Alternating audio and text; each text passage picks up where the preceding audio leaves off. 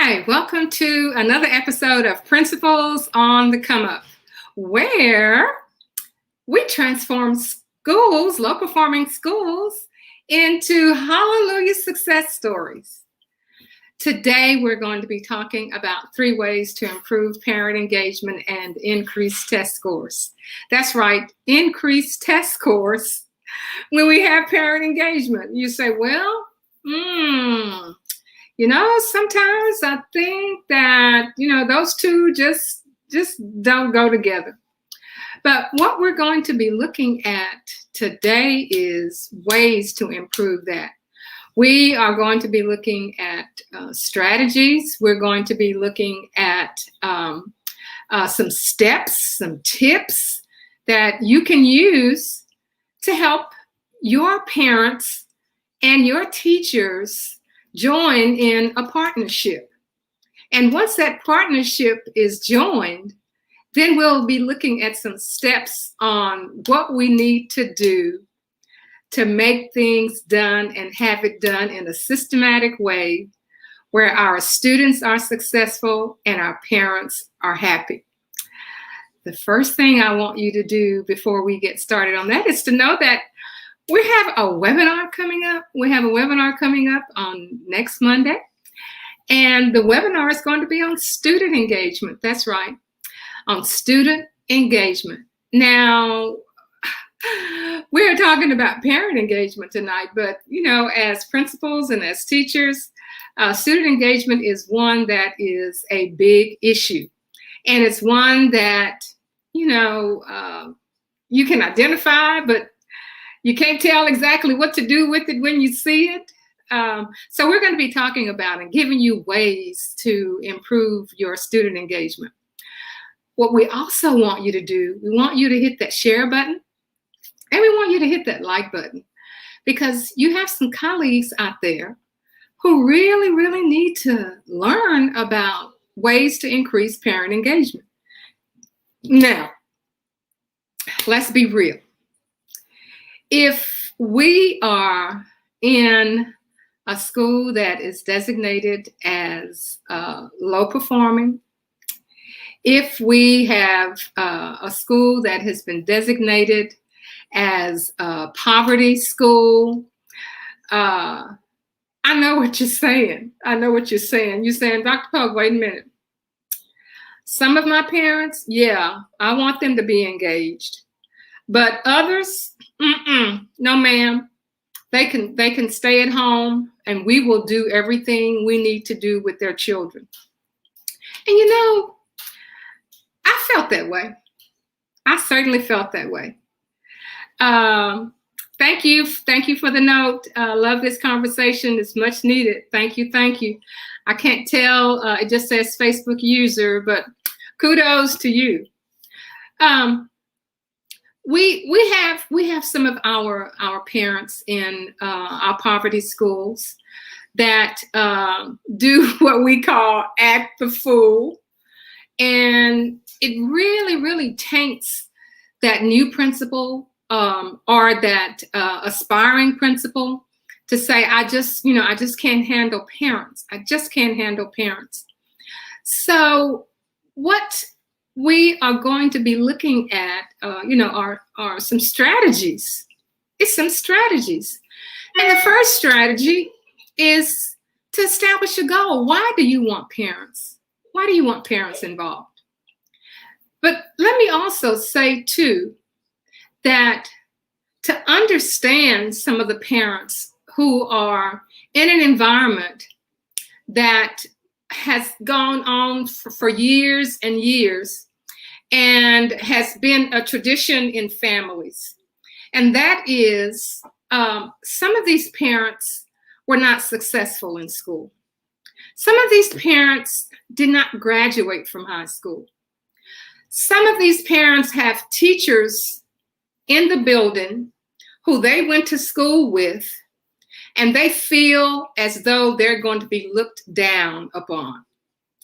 And I know we're not psychiatrists or psychologists, but we have research to show that that's some of the reasons why our parents do not want to come to the schools. But we want our parents. And if we set it up in a way to encourage them, when we have decided as a campus that we want our parents, what is our goal? Our goal should be a partnership. It should be a partnership. It's not them and us. It should be a partnership. You know, when I was a teacher, I taught 11th grade and 12th grade. So, calling parents, these kids pretty much, on their own. They had their own vehicles. They were working jobs. So my partnership was to provide resources. My students needed what was called non-cognitive skills. They needed help with preparing for college.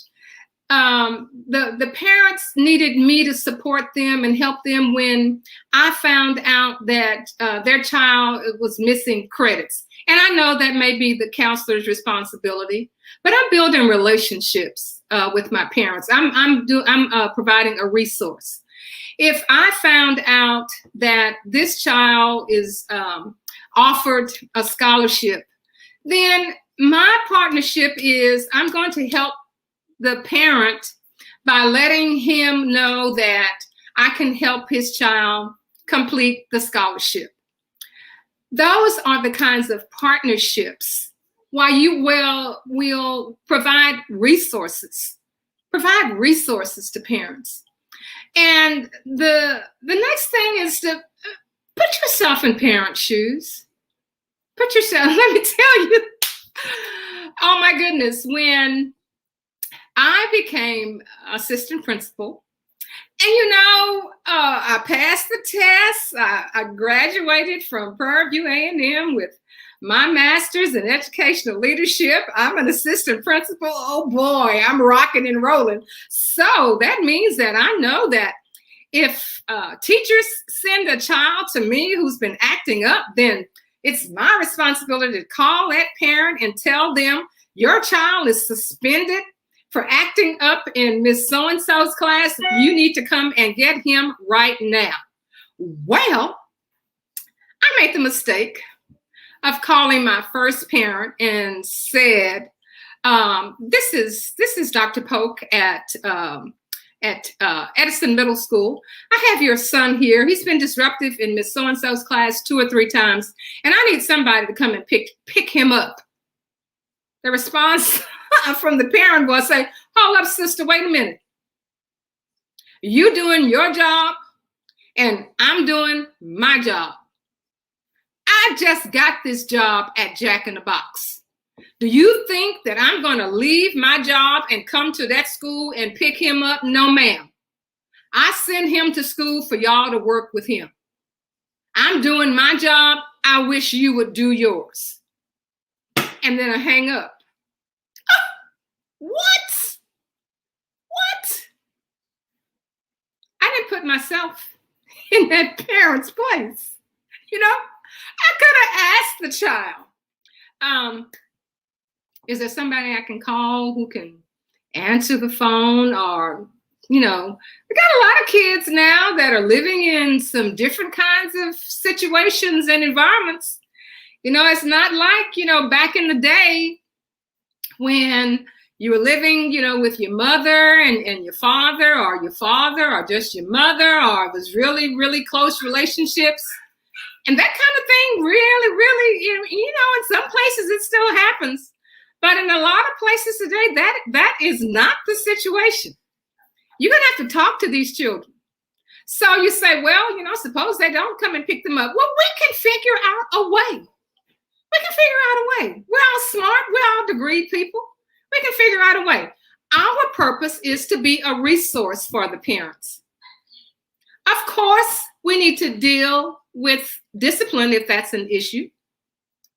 Parents understand that, but we have to set it up in such a way that we are a resource. We have to understand what they're going through. And as we begin this new school year, things are going to be different. I believe that once we complete this school year, There is no other school year that we cannot complete successfully because we've done it all. We've done it all. All we need now is direction. We just need good direction. So put yourself in your parents' shoes. The other thing is to be proactive. How's the end user going to feel? You know, especially for our elementary and our middle school teachers, be a resource for your parents.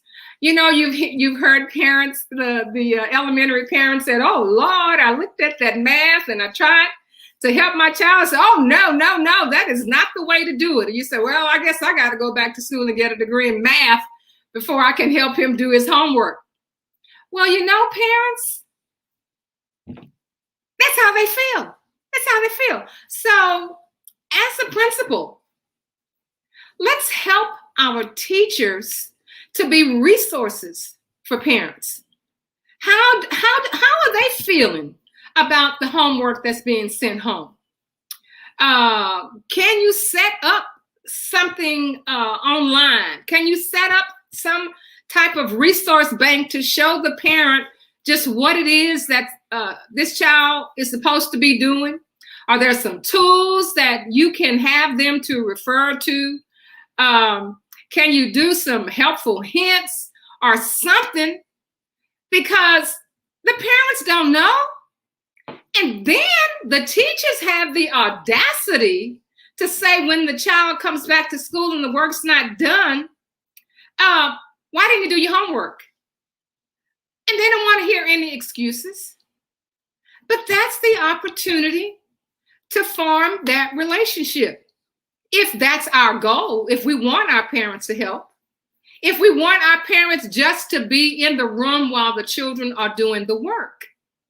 Sometimes that's all we need. Sometimes that's all a child needs is to have a parent or a big sister or a big brother. Because sometimes the parents are not there. The parents are working the second job or the third job. So be a resource for your parents. And this one, for those of us who work in our poverty neighborhoods, our poverty schools, you need to go where the parents are. Say, what? Yeah, you need to go where the parents are. Well, baby, I am not going into that apartment complex. No, I'm not. I am not going there. We'll figure something out. Some of my clients, that's what they do. They have established a relationship with the apartment manager. It could be that you go, and I've done it. I've gone into an apartment complex, gone to see the manager, and prepared flyers to say that, you know, and sometimes it's before test time, and the parents are right there in the complex, and you get something donated, you get food for them. They will come. They'll come. They'll be there sitting on the floor, listening to what you have to say, because they've been made to feel comfortable. You are a resource for them. That's why they are there, because you're a resource. You have stepped out. You have shown them, I'm taking you as you are. I'm here because I want your child to succeed. And every parent, I don't care if you're high, medium, or low, you want your child to succeed. And I said in the title of our episode is tonight is 3 ways to improve parent engagement and increase test scores. Will test scores go up when you have this type of parent engagement? Absolutely, it will. The next thing is, and the final thing is to turn it into a system. Turn it into a system. And that simply means don't just send out positive notes and then stop. Because this is something you did at the beginning of the school year and it was a nice idea. And you got busy, things start going on. You didn't see that as a priority. So you just stop. Set up ideas. It's how you want to engage parents. Once it is established, your goal, once it is established that you want to partner with your parents, set up ideas for engagement. And then you can do something, principals. You can automatically set up something to go to parents. I was known to go online when we had telephone, and there was a system set up where I would make calls on Monday to let parents know what was happening the entire week. Because what we found out is that we'd be sending notes home. Boy, it'd be almost the end of the day. And Felicia, my secretary, would say, "Oh, we didn't send notes home about the parent meeting, in the next couple of days." And then we would talk to parents when they were picking the kids up. I said, "We didn't know they had a parent meeting." So, well, we sent a note. They didn't get those notes. So I got on the phone and I made calls. Now, some of the numbers weren't good, but anyway, they got the information. And they knew when they saw that number pop up, and it's Dr. Pope from Thomas Jefferson Middle School, where excellence is every day. They look forward to it. Set up some type of system. If you care about your parents, if you care about them being engaged, if you care about your students, if you care about having a hallelujah success story, then you will set up a system to make sure that the engagement takes place, that it's just not a hit and a miss, and that you are doing things to help parents and not to be pointing fingers at them. And then when students don't succeed, you say, or you offer the excuse, well, if the parents would be more involved. And when we talk about parent involvement and parent engagement, sometimes parents just can't make it. When we have something and they don't show up, that teachers and principals, we want those parents right here, right now. But then what do we do? It's a two-way communication. It's engagement. It says parent engagement, but it is parent, teacher, and student engagement. We have had clients, those that are in the rural areas, to have an automated system where they sent the notices through the children's cell phones.